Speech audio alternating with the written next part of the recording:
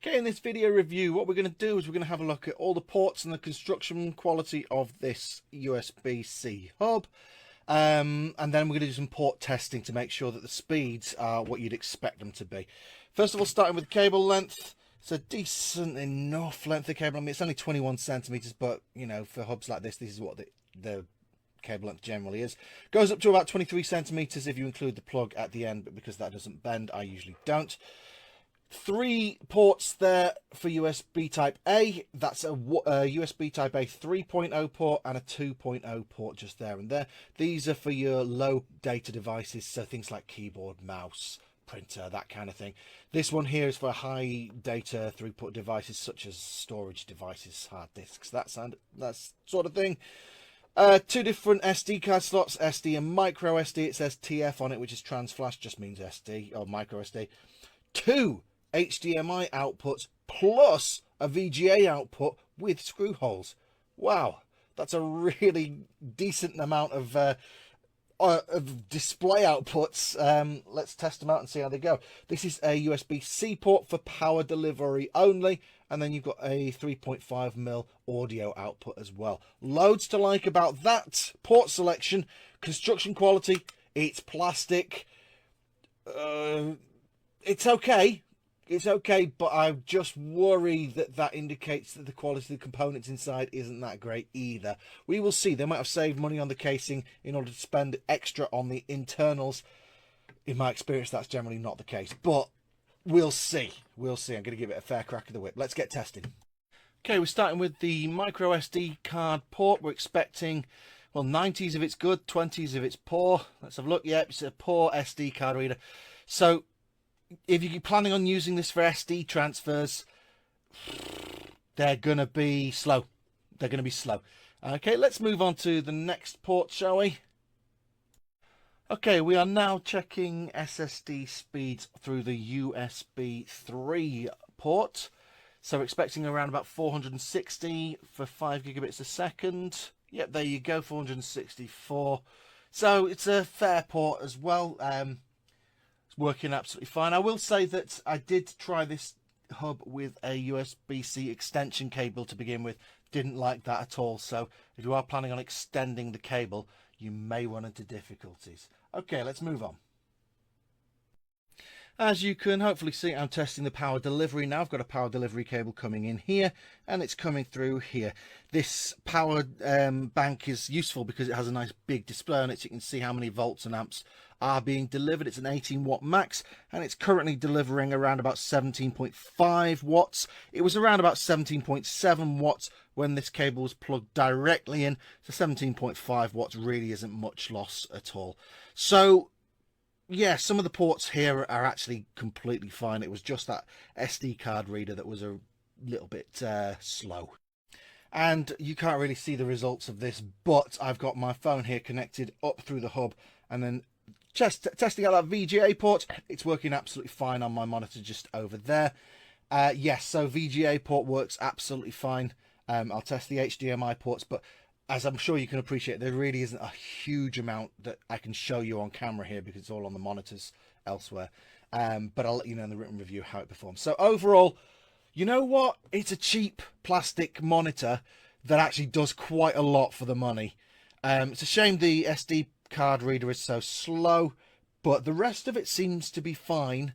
I might be concerned a little bit about how durable it is, given the quality of the components, but in terms of what it can actually do, you know, 2 HDMI outs and 1 VGA out, yeah, really good. Just be aware, if you're intending to use this with something like a Mac or something like that, you're not going to get a different display from each of your HDMI ports and VGA. It'll all be mirrored. If you're using a Windows PC, then you'll be able to show something different on each one. It's just a quirk of the way that Apple and Windows do things differently. Yo tout le monde, je vais donner mon avis sur les Lemorele Hub 10 en 1. Donc comme vous pouvez le voir, j'ai branché mon Mac grâce au HDMI sur un moniteur. Et comme vous pouvez le voir, ça fonctionne très bien, très fluide. Franchement, à mon avis, il est très sincère. Et j'ai branché aussi une clé USB, donc sur l'USB 2.0. Ensuite, donc, vu que vous pouvez le voir, il y avait deux USB 2.0 et un 3.0. Donc j'ai testé les trois et franchement les trois font très bien l'affaire. Font très bien l'affaire, pas de décalage, je vois pas vraiment de défaut sur ça. Donc vous pouvez utiliser le 2.0 ou le 3.0 avec n'importe quel USB-C, clé USB. Donc voilà, ça fera très bien l'affaire. Ils sont tous compatibles en tout cas. Ensuite, je vais vous montrer maintenant donc mon écran, comment il réagit à la vitesse quoi, de l'image. En fait, si vous voyez un décalage, donc comme vous pouvez le voir, ça fonctionne très bien. Il n'y a pratiquement pas de décalage ou de retard sur les actions qui sont faites. Ensuite, je peux vous donner encore mon avis sur le port qui en fait vous permet de brancher un casque externe. Donc celui-là malheureusement il fonctionne pas. Il fonctionne pas bien quoi, il fonctionne mais vraiment de mauvaise qualité, donc le son sort très mal. On l'entend très mal, du coup c'est pas utilisable. Ensuite nous avons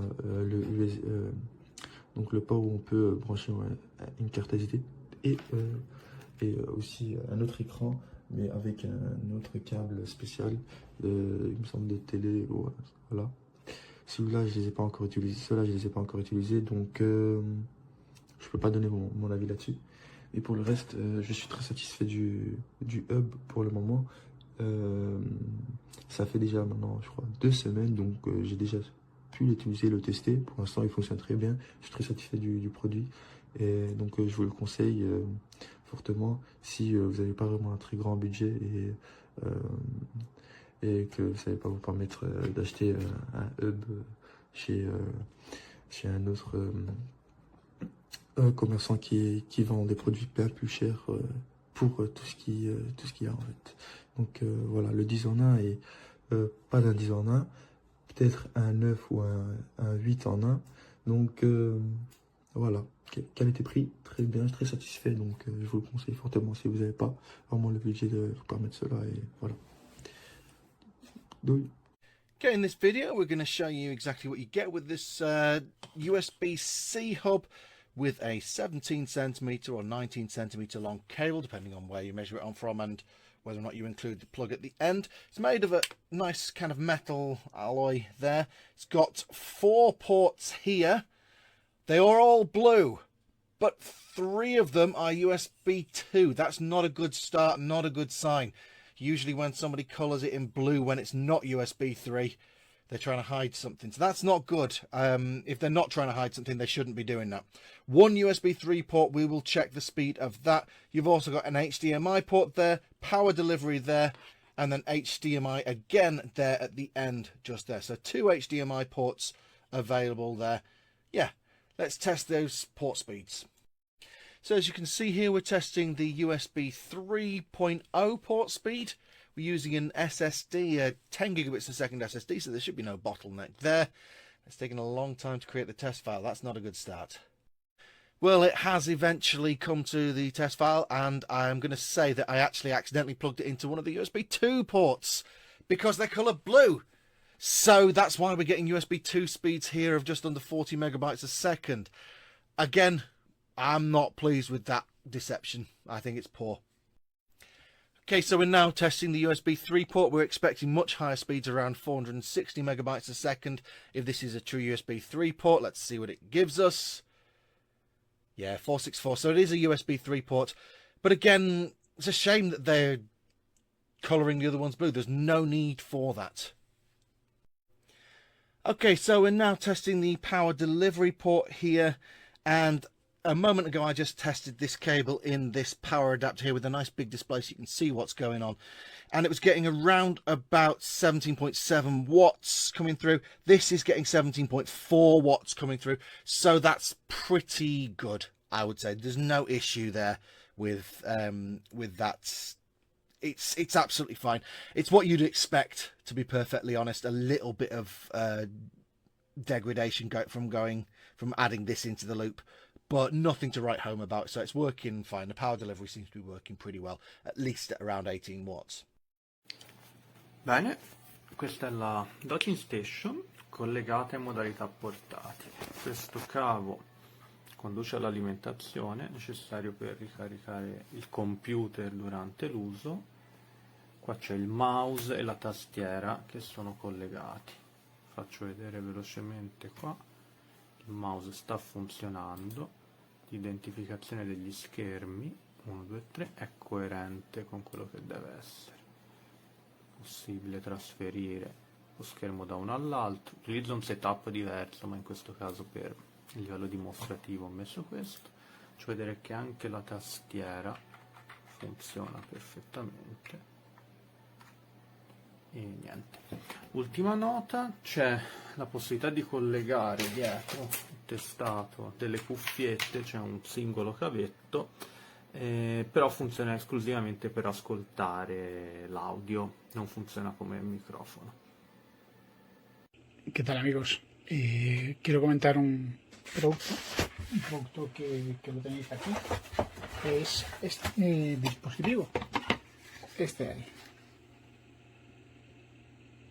Un adaptador que te permite tener dos salidas HDMI y una VGA. Y eso es lo que tengo. En este caso lo que tengo es una HDMI, una VGA. Me quedaría libre otra HDMI y lo tengo con el Chromebook. Así que el Chromebook está dando salida a un monitor, un segundo monitor, la pantalla, y teóricamente podría tener una cuarta pantalla. La verdad es que está fenomenal. Muy contento.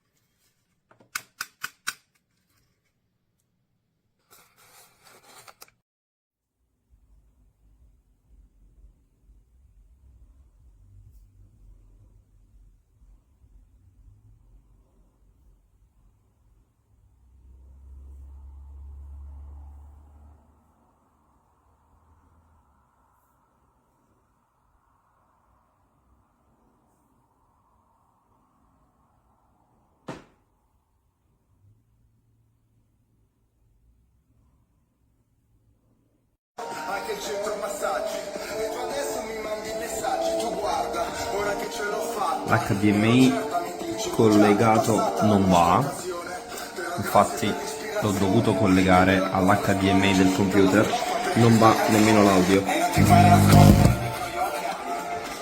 collegato, ma la musica continua ad uscire dalle casse del portatile e non dall'edifier.